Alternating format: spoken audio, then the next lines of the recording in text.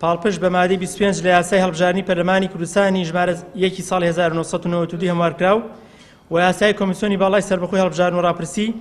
دوای گرتنەبەری هەموو ڕێکارە پێویستەکانی تایبەت بە هەڵمەتی هەڵبژاردن بۆ پەرلەمانی کوردستان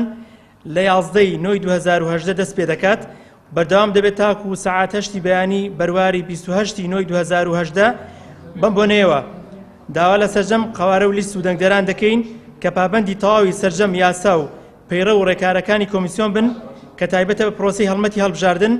بۆ ئەوەی پرۆسەیەکی شارەسانیانە و هێمنانەی دوور لە هەموو دیاریدەیەکی نەخوازراو بەڕێ بکەین.